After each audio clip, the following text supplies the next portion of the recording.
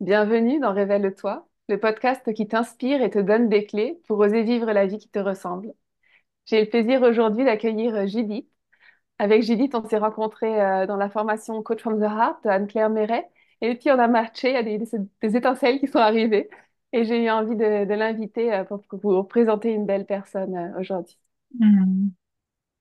Bienvenue. Merci, merci Teresa. Bonjour à toutes et à tous. Est-ce que tu veux te présenter en quelques mots aujourd'hui?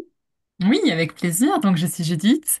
J'ai 37 ans. Je vis dans le sud-ouest de la France. Je suis guide et coach de vie, c'est-à-dire que j'accompagne les femmes dans leur épanouissement au quotidien au travers de mon entreprise qui s'appelle Sowilo. Je propose des expériences uniques et enrichissantes, des rituels pour honorer les grandes étapes de la vie, des retraites immersives en pleine nature et des espaces de créativité et de sororité. Mon approche mêle des pratiques holistiques, des moments de partage profond et des outils concrets pour permettre à chaque femme de développer sa confiance en elle et de s'épanouir pleinement, que ce soit pour oser des choix de vie alignés, pour créer des projets qui leur ressemblent ou simplement pour retrouver l'équilibre intérieur, l'équilibre depuis l'espace du cœur, comme on dit avec la formation Coach from the Heart. Voilà un petit peu qui je suis. Merci, c'est tellement important, je trouve, ces espaces où on ose s'affirmer, où on ose pas se découvrir aussi, je trouve, ça passe aussi beaucoup par là. Grand chemin. Ouais.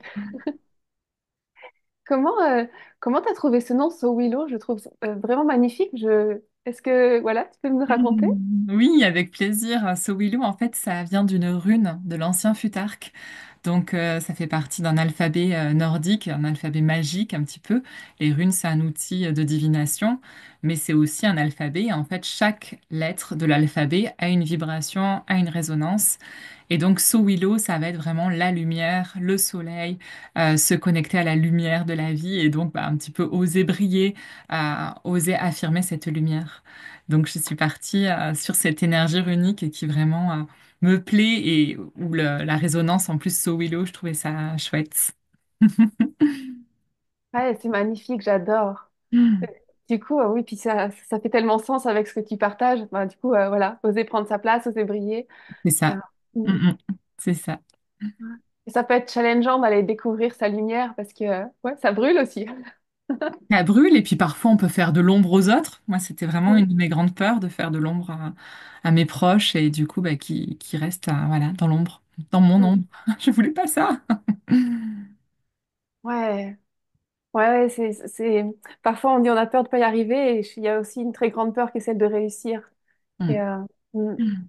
Ouais. mm. Ah non. Moi, plutôt, j'avais peur aussi de trop y arriver, en fait. Il y a eu ça qui a été très présent, la peur de réussir, la peur d'avoir de l'argent, la peur, du coup, bah, de trop briller, voilà, d'être dans la réussite et à côté de ça, du coup, me sentir supérieure tout d'un coup aux autres, ou en tout cas que les autres se sentent inférieurs à moi. Donc, ça a été vraiment un cheminement, sur plusieurs étapes et depuis plusieurs années pour me dire, OK, tout va bien, les autorisations. Ouais, ça me résonne en tout cas dans ce que tu partages de vouloir rester à la même hauteur que les autres ou alors pouvoir se mettre en dessous des autres et plutôt que de dire ok, on peut grandir tous ensemble. Enfin, on peut... À fond.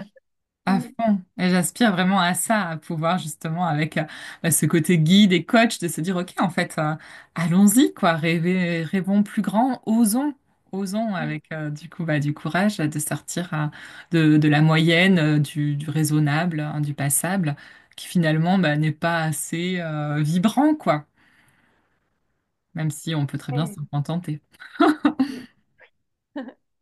Oui, parce que je pense qu'on a appris qu'il y avait comme une norme et qu'on s'y contente. Et en fait, c'est tellement possible, enfin, il y a tellement de possibles, c'est beaucoup plus grand. Ah ouais, Ce que tu me partages, ça me rappelle, je travaillais en hôpital avec des femmes et des hommes qui avaient des douleurs chroniques. Et quand je leur ai proposé de dessiner la douleur, ben, c'est quelque chose de challengeant, mais ça, elles l'ont fait, elles l'ont fait. Et quand je leur ai proposé de dessiner euh, le ozon, justement, tu vois, quand il n'y a plus de douleur, tout va bien et plus grand. Et là, il y a eu une énorme résistance auquel je ne m'attendais pas au début. En fait, waouh, ça a été tellement douloureux l'espoir, en fait. L'espoir qu'un jour, peut-être, la douleur ne sera plus là. est plus douloureux. Enfin, c'est plus douloureux que de ressentir la douleur, en fait. Waouh. Mm, Et ça ouais. me fait penser un peu au fait qu'en fait, on la connaît, cette douleur. On le connaît, là, ce qu'on est en train de vivre, alors que finalement, l'après, ben, on le connaît pas. Est-ce que ça va être bien ou pas? Ça fait peur, quoi. Très, très Oui. peur. Et peut-être que ça viendra jamais. Et peut-être qu'on espère pour rien. Et peut-être qu'on sera déçu. Ouais. Euh, et du coup, c'est plus facile de ne pas espérer, enfin, en tout cas, pas pour toutes les personnes, hein, mais dans un espace, en tout cas, une Ouais. partie de nous, peut-être, préfère ne pas espérer que d'être déçu. Complètement. Complètement. Comment t'as fait, du coup, toi, peut-être ton chemin, qu'est-ce qui t'a permis de d'oser voir plus grand, pas à pas, hein, mais qu'est-ce qui t'a soutenu? Il y a eu plusieurs étapes déjà parce qu'avant j'étais couturière, j'étais créatrice et ça a déjà été une première étape en fait d'oser dire mais en fait non j'ai envie d'être couturière. Jusque-là j'étais dans le tertiaire au début du coup en sortie d'études et en fait, bon, c'est tout. J'ai rencontré mon compagnon qui, lui, est ébéniste. Et tout d'un coup, je me suis dit, waouh, en fait, on peut aussi vivre d'activités manuelles, on peut faire des activités. Et à chaque fois qu'il se présentait en tant qu'ébéniste, moi, je dis, ah, waouh, c'est trop bien, c'est trop beau, super. Moi, j'aimerais bien me présenter en tant que couturière. Et du coup, un beau jour, j'ai dit, bah, en fait, pourquoi pas? Pourquoi pas? Allez, je fais un CAP couture. Et donc, j'ai arrêté et je suis partie faire un CAP couture. Et donc, je suis devenue couturière. Et déjà, il y a eu un premier palier qui est passé de me dire, OK, en fait, j'en avais envie. Je me disais, les autres peuvent le faire, alors pourquoi pas moi, en fait? Et donc, je suis devenue couturière. J'ai fait cette activité pendant plus de 10 ans. Et puis le Covid est passé par là. En 2020, grosse crise existentielle, grosse remise en question sur finalement une activité de créatrice qui était devenue une activité de production pour générer un revenu. Parce que ben voilà, j'ai pris conscience que l'activité, comme je l'avais imaginée, eh bien, faisait que j'étais sous-payée, quoi. Que j'étais sous-payée, et donc il fallait que je produise. Et donc là, il n'y avait plus la vibration de la création, et c'était un vrai problème. Donc j'ai fait vraiment une espèce de burn-out. Dès que je voyais la machine à coudre, je me mettais à pleurer. Donc j'ai arrêté. J'ai arrêté un peu, ben, boum, quoi, brut. Et puis du coup, je me suis dit, bon, bah, vers où je vais, quoi? Quel est le champ des possibles qui s'ouvre à moi? Euh, il y a eu vraiment un gros manque de sens de se dire, mais en fait, quel métier aujourd'hui a du sens? J'ai travaillé sur mes valeurs à ce moment-là du coup, je suis écolo. Et en tant qu'écologiste, le fait de voir la résonance de tout, en fait, tout commence à impacter autour de moi. Je dis, ah, mais il n'y a rien, en fait, qui peut être en alignement avec le fait d'être écolo et d'avoir une activité professionnelle qui génère un revenu. Mais j'ai cheminé. Je suis allée à la rencontre de femmes inspirantes. J'ai découvert une sororité qui s'appelle l'Unité, auprès de qui, du coup, je me suis formée au cercle de femmes. Et là, j'ai vraiment découvert tout ce qui était la sororité. J'ai rencontré des femmes inspirantes qui portaient des projets, du coup, depuis l'espace du cœur, des projets vibrants et vraiment très, très inspirants. Et du coup, je me suis dit, OK, ça existe, c'est possible. Donc, ça m'a redonné déjà un élan de vie. Et petit à petit, je suis arrivée dans l'univers du coaching, cette envie du coup ben voilà, d'accompagner les gens à aller vers du mieux. Et j'ai aussi du coup développé une partie autour des cérémonies de mariage, des cérémonies de passage, parce que du coup, ben, l'amour, c'est vraiment une valeur très importante pour moi et célébrer l'amour, c'était vraiment quelque chose de très fort. Donc, je suis devenue officiante de cérémonie. En même temps que du coup, je me suis dit, bon, mais ok, comment elle est en fait, cette Judith du futur? Qu'est-ce qu'elle fait et comment elle le fait, quoi. C'est beau, merci. Mm. C'est, la créativité, forcément, c'est quelque chose qui résonne aussi pour moi et oser son unicité dans sa créativité.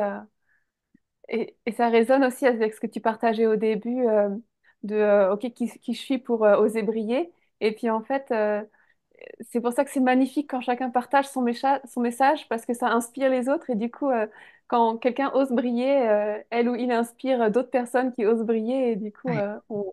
voilà. Ah, je vois vraiment ce cercle vertueux, ouais. Mhm. Ouais, ouais, ouais, merci. Et là, je le vois d'autant plus en ce moment, on a décidé de quitter la région où on habite pour partir vers les montagnes. Parce qu'il y avait vraiment aussi, il y a eu cet élan du cœur là, il y a quelques années de dire, mais en fait, c'est dans les montagnes que j'ai envie de vivre. Si vraiment je m'autorise à voir grand, je me suis dit, Bali, c'est là où tous les coachs sont, ça a l'air super, d'être entouré de gens inspirants et qui travaillent sur eux. Mais c'était pas complètement ça. Je me suis dit, mais peut-être que voilà, il y a autre chose possible. Et du coup, on a fait plusieurs séjours un peu bah, dans les Pyrénées, dans les Hautes-Pyrénées, en Ariège, pour voir avec ma famille, du coup, où est-ce que ça pouvait aller. Et donc, on s'est autorisé à se dire, bon, OK, on va vendre la maison qu'on a construite il y a un an et, euh, et on va partir. En fait, c'est juste, c'est maintenant et c'est là, quoi. Oh, bravo. Et c'est ce que tu partageais aussi, tu vois, en tant que couturière, il y a quelque chose qui est devenu enfermant. En tout cas, ma façon de voir aujourd'hui, c'est que la créativité, c'est la vie, c'est du mouvement, c'est ça. Si on construit une maison, un an après, peut-être, ben, on la revend, il y a quelque chose d'autre qui est né de Hmm. qui on est devenu. Et puis, c'est aussi ce qu'on parlait tout à l'heure aussi d'oser imaginer un futur. Tu t'es imaginé couturière. Et un temps, ça a marché et ça t'a permis d'avoir tant d'expérience pour devenir qui t'es. Et puis, et ça change, en fait. La vie, c'est le mouvement. Mm. Hmm. Ouais, mais on nous a pas appris ça. En tout cas, moi, on m'a pas appris ça. Du coup, c'est très, très dur de d'oser. Et du coup, bah, d'oser à deux, vu que je vis en couple et que j'ai envie qu'on continue notre chemin ensemble. Donc de cheminer pas à pas ensemble, de se dire, OK, en fait, est-ce que ça va là? Et, euh, et de re-questionner. Du coup, à quel moment est-ce que je suis une éternelle insatisfaite ou en fait, non, j'ai le droit, en fait, d'aller vers quelque chose d'encore mieux. Mhm. Du coup, j'imagine que la communication de soi à soi et de soi à l'autre, Ah, est-ce que grande ça aventure. J'attrape mon chat. Oui, peut-être. va bien? Grande aventure que la communication, oui. Ouais. Oui, comment... Parce que moi, je sais que pour moi, la communication, c'est un challenge. Les émotions aussi. Euh, j'ai maintenant les émotions de moi à moi. Bien sûr, c'est un chemin. Mais j'ai refait la connexion, il y a quelque chose dans l'écoute, dans l'accueil, la transformation qui est là, qui a grandi, qui continue à grandir. Quand j'accompagne des personnes, je suis à l'aise avec les émotions, même la colère qui dans ma vie privée est plus compliquée. Là, presque ça m'amuse, c'est pas forcément le mot, mais j'ai plaisir à accompagner des émotions fortes. Je sens qu'il y a quelque chose, voilà, c'est beau, il y a quelque chose d'une beauté en fait à accepter. Je me souviens d'un homme qui bouillait de colère parce qu'il se retrouvait en art-thérapie alors qu'il voulait un médicament, tu vois. Et du coup, je lui dis, oh, je lui dis, oh, vous comprenez pas ce que vous êtes, ce que vous faites là, ça vous énerve. Et puis le fait de s'être vu, tu vois, et cette colère avait la place, donc c'était beau. Et Waouh. ouais, j'adore. Enfin, j'ai un souvenir ému de cette personne. Euh, il a quasiment pas dessiné, il est venu juste une fois, mais il était tellement ouais, bouillant de colère, un camionneur qui a des douleurs chroniques au dos. Et là, il arrive dans un truc, on lui demande de dessiner, tu vois. Et finalement, au bout d'un moment, sur une grande feuille, il ose dessiner et il dessine une petite fleur rose. Waouh. Ouais, Des frissons. ouais, c'était vraiment. Puis après, ils ont dessiné à deux. Enfin, c'était vraiment beau. Mais du coup, je m'éloigne de ce que je voulais dire. Euh, Ah oui, d'accueillir les émotions, la colère, la communication. Ah voilà. Et je vois que parfois chez moi, c'est plus compliqué en couple de communiquer. Parce qu'il y a un autre différent enjeu que quand je suis dans une sphère professionnelle où, bien sûr, j'apprécie les gens avec qui je travaille, mais je suis pas là pour qu'on m'aime ou qu'on m'aime pas, tu vois. Et ouais, je trouve ça challengeant en couple. Est-ce que ça a été pour toi challengeant ou c'est quelque chose qui a été fluide? Ça l'est encore. Ça l'est encore. Mais j'ai de la chance parce qu'avec Mathias, on est ensemble depuis presque 20 ans. Et du coup, on a évolué ensemble, on a grandi ensemble. Et du coup, bah, on arrive à des niveaux d'intimité où en fait, on se voit un peu parallèlement. Et du coup, on arrive vraiment à s'autoriser, à être vraiment authentique, même sur les parts, hein. En tout cas, pour moi, je vais parler pour moi parce qu'il n'est pas au même stade que moi, mais en tout cas, j'arrive vraiment à être transparente avec lui sur des phases profondes de parfois de masturbation mentale, parce que c'est ça, hein, parfois c'est vraiment en boucle. Et lui qui réfléchit pas du tout comme moi, le fait que je puisse du coup interagir avec lui m'apporte une, voilà, d'autres choses, quoi. Et beaucoup plus de fluidité. Donc c'est bien. Et le fait de parler, je trouve que ça a été vraiment primordial, parce que j'aurais pu continuer moi à cheminer de mon côté sans rien lui dire, jusqu'au moment où lui, en fait, il y aurait eu un tel décalage. Si je lui avais pas dit, en fait, tout ce que je traverse, tout ce que je vis, toutes mes révélations en quelque sorte, qu'en fait ça aurait été encore ben voilà, plusieurs années pour lui pour qu'il se dise attends mais d'où ça sort? Je suis pas prêt, ça sort de nulle part. Alors que si, là il a vu arriver petit à petit tout ce que je traversais, et il a traversé aussi du coup des choses de son côté, et ensemble comme ça on évolue. Ouais. Grande aventure, la communication. Et la communication et puis l'honnêteté de partager qui on est, euh, je trouve Mm. ça, je trouve ça magnifique. Mm. Ouais, ouais. On l'apprend beaucoup en accompagnant ou je viens aussi du théâtre, du clown, et en tant que clown, on apprend aussi à dénoncer ce qu'on vit, c'est-à-dire l'inconfort qui est là ou la joie, mais ça peut être parfois, oh là là, je sais plus qu'est-ce que je vais te poser comme question, enfin, tu vois, de dénoncer ce qu'on est en train de vivre, tu vois. Et bon, là, c'était pas le cas, mais c'était juste l'exemple. Et, euh, et je trouve que dans la vie privée, c'est parfois plus challengeant, mais quand on ose dire les choses, ok, là, je suis inconfortable avec ça, je sais pas comment te dire ça, Ouais. et finalement, c'est des Ouais. cadeaux. Mm. Ah, tellement, tellement, c'est inconfortable vraiment sur le moment. Mais une fois que c'est passé, on voit les transformations. Je vois vraiment qu'en devenant parent aussi, on a des nouvelles choses qui sont arrivées en nous et une nouvelle posture. Et en fait, l'humour avait complètement quitté notre foyer. On était devenus sérieux, très, très sérieux. On était des parents, quoi. Et depuis plusieurs mois, peut-être maintenant un an, quand on en a parlé, et que ça a déverrouillé ça. Ah, mais quel kiff de pouvoir rigoler et rigoler de soi, du coup, quand on est sur nos trucs, bah non, là, c'est l'heure de faire la vaisselle et après on doit manger. Et si, ah bah oui, oui, sinon la police de la vaisselle va arriver. Enfin, des trucs bateaux, mais vraiment, que ça fait du bien de rajouter de la joie dans le quotidien. Ouais, ça enlève un poids en fait, hein. Ah ouais. Ouais. Mm.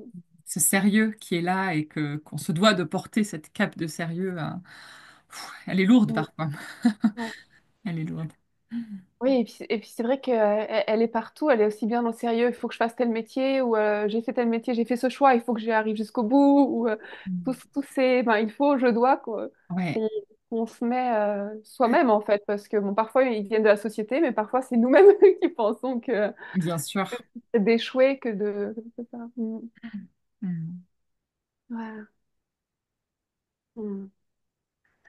J'ai tiré juste avant qu'on commence une carte Torah que j'aime bien parfois, et c'est la spirale. C'est un jeu Mm. allemand. Et je trouve par rapport à notre échange que ça fait écho. Tu vois, comment en tout cas dans ma vision, on repasse pas par les mêmes étapes dans la vie, on repasse par les mêmes thèmes parfois, mais Ouais, peut-être à un autre endroit d'une spirale. Et donc, dans la communication, dans la création, mm. Complètement, on- complètement. Très beau. Mm.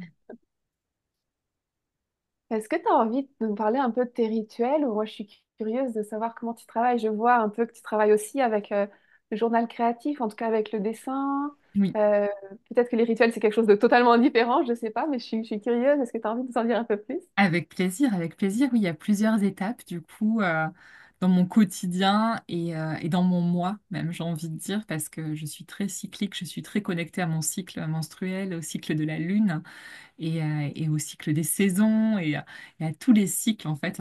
Tu vois, la spirale aussi, il y a un peu ça, hein, le côté cyclique qui est là. Et qui me permet d'accueillir ce qui est là, et de voir qu'à chaque période, bah, c'est OK. C'est OK d'être plus down, ou c'est OK d'avoir plein d'énergie et de ne pas avoir envie de dormir, parce que c'est un moment où je suis dans cette énergie. Et, et le fait donc de me connecter à des rituels pour comprendre un peu ce que je traverse et ce que je vis, ça m'aide beaucoup. Ça m'aide beaucoup. Donc oui, j'utilise comme support, j'ai le journal créatif. Je l'ai à côté de moi parce il est souvent là. Donc c'est un carnet.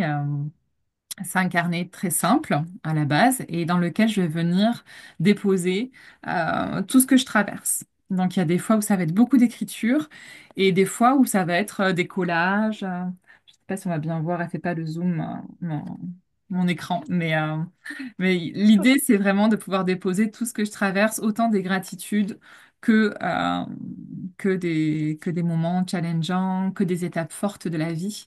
Et, euh, et je sens que le fait de me poser du coup avec ce carnet, de déposer dedans, au travers du coup le dessin, la peinture, le collage ou l'écriture, ben, en fait ça va venir permettre à mon énergie de venir ben, voilà, se déposer. J'ai pas envie parfois de l'oublier en fait tout ce que je suis en train de traverser, vu que ben, je sais que je suis cyclique et qu'il y a des moments où ça va revenir. Donc j'aime bien garder une trace sur beaucoup de choses. Et donc voilà, le fait de faire ce carnet. Le journaling et ça m'aide beaucoup. Donc ça, c'est l'un des rituels quotidiens que je fais. Euh, et c'est précieux finalement ces carnets de les réouvrir après et de voir comme un album photo un petit peu tout ce que j'ai traversé et de pouvoir appuyer sur pause pour me dire waouh, mais en fait oui, j'ai traversé tout ça ces derniers mois, ces derniers jours. Donc c'est OK voilà, que je sois fatiguée ou au contraire qu'aujourd'hui, ben voilà, j'arrive à générer un revenu parce que il y a eu plein de choses en fait. Je m'étais pas rendu compte que j'avais fait tout ça depuis tant de temps. Je me rends compte que je suis très perfectionniste dans plein de mes activités. Et, euh, et du coup, ben, ce carnet permet aussi de libérer euh, déjà sur le fait de créer, parce que ça peut être autant une petite citation découpée dans un magazine qu'un emballage que j'ai aimé, que je vais venir coller. Donc déjà, il y a le côté craft vraiment qui est là et que j'aime bien. Et, euh, et après, ben voilà, ça me permet de tout écrire et de me dire, OK, en fait, ça va, ça va, et c'est OK.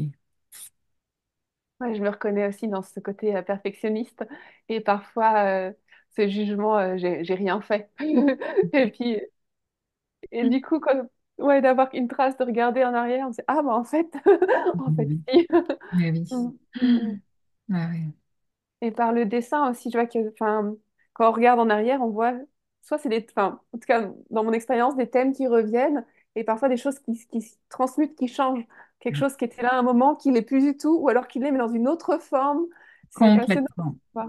Mm. Complètement. Et ça me fait vraiment penser ce que tu dis au fait de parfois d'être dans la retenue, de me dire, attends, mais ça, cette idée, elle serait géniale, mais je vais attendre que ce soit encore mieux. Comme ça, je la mettrai au monde quand elle sera vraiment parfaite. Et en fait, elle n'arrive jamais parfaite. Il y en a une nouvelle qui arrive. Et du coup, ben, celle-là, elle va rester endormie. Et je trouve ça trop dommage parce qu'au bout du compte, il y avait déjà tout qui était là. Et donc maintenant, je crée beaucoup plus spontanément et je n'attends plus que ce soit complètement parfait parce que je sais que la créativité va continuer à avancer et qu'il y aura d'autres choses derrière. Ouais, Mm. ouais. Ah, ça résonne beaucoup parce que une partie de ma vie, j'étais bloquée par la perfection. À un moment, maintenant, je suis plus dans l'élan. Oh, génial, j'ai envie de faire ça, je le fais. Et après, il y a une autre couche qui vient qui me dit, ah ouais, mais enfin bon, t'aurais pu mettre un peu plus de structure quand même, parce que là, et justement, et, et, euh, et j'apprends en fait à cette partie à pas à l'écouter pour justement pour voir où est-ce que ça mène, à quel endroit, qu'est-ce qui veut naître en fait de cet endroit. Et, euh, et, et oui, et oser mettre des choses à la poubelle, recommencer, continuer, mais pas déconstruire, mais continuer à construire, quoi. Ouais. Mm. Complètement, complètement. Et ça, c'est top. Voilà. Et C'est après, vrai. dans les rituels, du coup, ben voilà, tout ce qui est aussi cercle de femmes, ça fait partie des rituels que je vis mensuellement, quasiment, en tant que facilitatrice ou même en tant que participante. Et d'ouvrir voilà, ces espaces aussi de connexion à soi et de pause, encore une fois.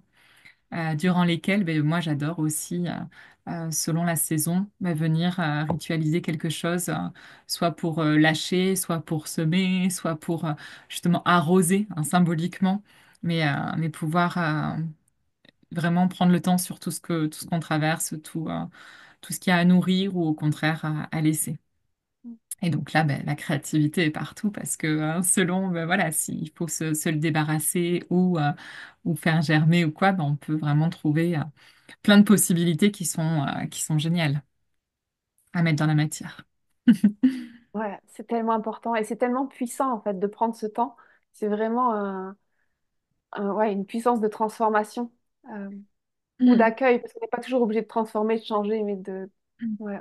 Ouais, Mm. complètement. Et du coup, j'ai envie de faire le pont avec les cérémonies, hein, en tant qu'officiante de cérémonie, le fait du coup, quand j'ouvre un espace pour marier un couple, par exemple, il y a vraiment cette invitation d'arrêter le temps et savourer la vie.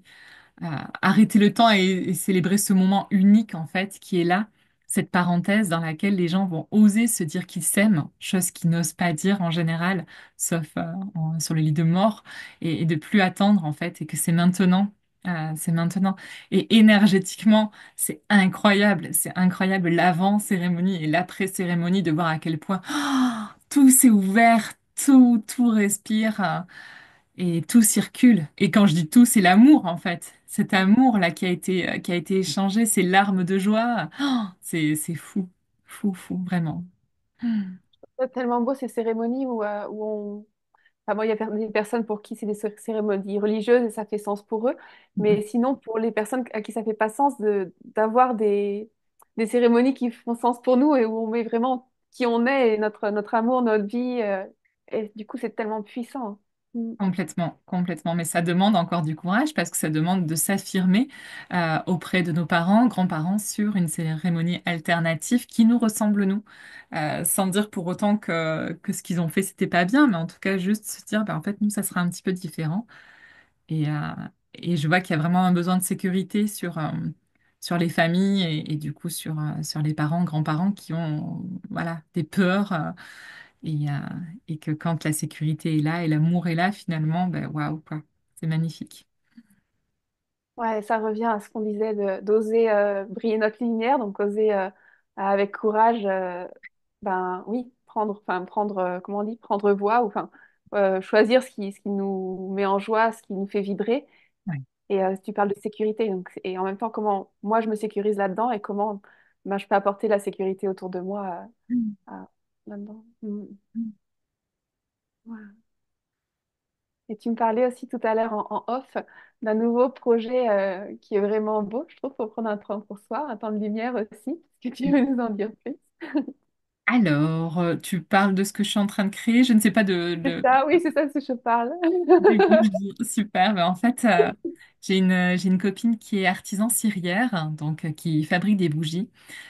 Qui a proposé à moi et une autre amie artiste de créer trois bougies sur le thème des ex-voto.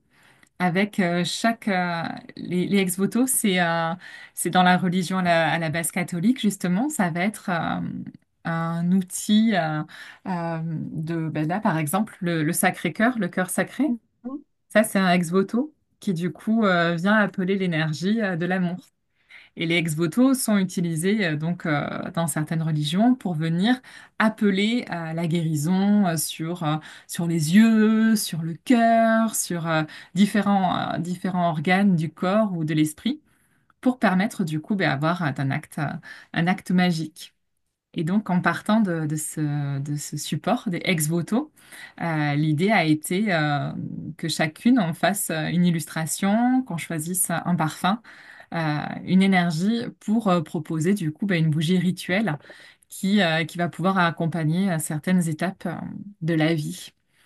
Et moi, du coup, j'ai choisi une bougie avec un symbole de libération pour vraiment tout ce qui est les passages de la vie, euh, avec ce jeu de mots des passages qui du coup nous amènent vers autre chose et qui parfois sont intenses, sont vraiment intenses et je trouve que le fait d'avoir une bougie symboliquement qu'on va allumer pour marquer. ce passage, pour appeler cette lumière et pour se dire, OK, ben là, ça y est, il se passe quelque chose, il y a un nouveau, il y a du nouveau qui arrive. Moi, je trouvais ça vraiment, vraiment fort. Donc, euh, donc vraiment, je suis ravie d'avoir eu cette opportunité, d'avoir osé dire oui, parce que je suis pas artiste peintre, ni quoi que ce soit, mais j'avais cet élan du cœur et cette envie de vibrer à cette proposition et, euh, et du coup, j'ai osé, je l'ai fait. Bravo. Ouais, et dans ce que tu partages aussi de ta bougie de libération, j'entends aussi honorer, honorer tu vois, le Complètement. passage, honorer de Mm. n'avoir pas été sage, ou justement peut-être d'avoir été sage Mm. en ne l'étant pas. Ouais. Ah, c'est Mm. beau. C'est un peu, donc, ex voto, je connaissais pas. Est-ce que, du coup, c'est un peu aussi comme un symbole ou un archétype, en fait, un peu différemment, mais qui apporte une énergie, c'est ça? Ouais, ça pourrait aussi se marier avec ça, cet égrégore qui est porté du coup avec cette image et cette énergie symbolique. Ouais. Et je trouve ça tellement important d'honorer et de ritualiser justement bah, les changements de vie et quand on ose quelque chose Ouais. ouais, Mm. je Mm. pense que ça peut être très soutenant. Ouais, tout à fait. Moi, je sais que j'utilise du coup des bougies rituelles avec des intentions et je sens que voilà, à des passages forts de la vie, le fait de l'allumer, cette bougie, avec, voilà, je sens parfois qu'il y a un truc qui bloque encore un peu. Et ok, ben allez, je sens que là, on va mettre de la lumière là-dessus et pouf, ça va permettre d'ouvrir l'espace. Une fois comme ça, on m'a offert une bougie. Pareil, c'est quelque chose de religieux. Je crois que c'est une neuvaine, donc Oui, qui tout à dure fait, les 9 jours. bougies de Je Vienne, crois que c'est c'est ça. ça. Ouais, ouais, ouais. Et je trouvais ça très beau. En fait, du coup, elle a brûlé chez moi pendant 9 jours, mais la nuit aussi. Et comme pour l'instant, j'ai encore un petit appartement, du coup, je dormais dans le même espace et c'était vraiment beau d'avoir tout le temps cette présence qui... Ouais, je trouvais ça très joli. Ouais. Complètement, complètement. Très chouette. Mm. Merci beaucoup. J'ai hâte de découvrir ce Ouais, ça va projet. être un plaisir de le partager avec toute la communauté, avec tout le monde et voilà, de permettre du coup un peu ben, au tout public aussi de s'autoriser à voir différemment la spiritualité, les rituels, même si c'est de plus en plus populaire, le fait quand même voilà, de le faire et de rajouter ça dans la maison, ça pique la curiosité de tout le monde autour et c'est quelque chose d'unique, ouais. C'est bien. Parce que finalement, un rituel, c'est quelque chose de très simple. Enfin, ça peut être quelque chose de très simple. Je pense que c'est surtout dans l'intention qu'on y met, dans Complètement. le, oui, l'attention et le sacré, enfin, de donner du sens en fait. Et c'est ça où. Mm. Ah oui, tout à fait. Merci. On arrive bientôt à la fin de cet échange et merci beaucoup, j'ai adoré. Est-ce qu'il y a quelque chose que tu as envie de partager aussi, ou quelque chose qui te vient? Hum, Ce qui me vient là, c'est l'impermanence des choses, l'impermanence de la vie. Euh, Autant sur le fait que ça peut s'arrêter comme ça, tu vois, dans une heure, ou même moins. En tout cas, le fait que c'est très impalpable, notre ligne de vie, même si on a imaginé quelque chose. Et, euh, et du coup, ben, cette impermanence qui pousse à se dire, bon, mais ok, en fait, on peut changer les choses aussi de notre vivant, là, d'ici, maintenant, de suite, hein, ou en tout cas dans les jours à venir. Et, euh, et que pour accompagner cette permanence et les changements, là, en ce moment, je vois que moi, j'utilise la phrase de rajouter derrière avec aisance et fluidité. C'est Anne-Claire qui le partage, Anne-Claire Méret, qui du coup dit, ben voilà, j'aspire à ce que mon déménagement se passe avec aisance et fluidité. Ah, ça vient me rajouter de l'air, m'ouvrir un nouveau champ des possibles. Et que du coup, ça me permet comme ça le séisme un peu de la vie, de me dire, OK, en fait, ça peut aussi, il y a un chemin qui se dessine au milieu, euh, qui est fluide, qui est simple, et ça va être juste, ça va être bon. Voilà. Ouais, ça change beaucoup dans l'énergie plutôt que de dire oh là là, mon Dieu, j'espère que ça va bien se passer. Que Ouais. avec les et fluidité, ah, tout de suite on respire. Ouais. Merci beaucoup pour ça. Mm. Merci beaucoup, Teresa, pour ce moment ensemble. Avec grand plaisir. Merci à vous qui êtes là et qui écoutez. Vous retrouvez toutes les informations de Judith sous la vidéo. Comment aller la retrouver en ligne. Tu travailles aussi en ligne, hein? Mm. Complètement. Ouais, en ligne, en présence, avec les bougies. Et puis voilà. Si vous avez aimé ce podcast, je vous invite à le liker, à vous abonner, à le partager autour de vous pour qu'on ose de plus en plus. Et puis voilà, je vous souhaite une belle journée. À bientôt. Belle journée à tous.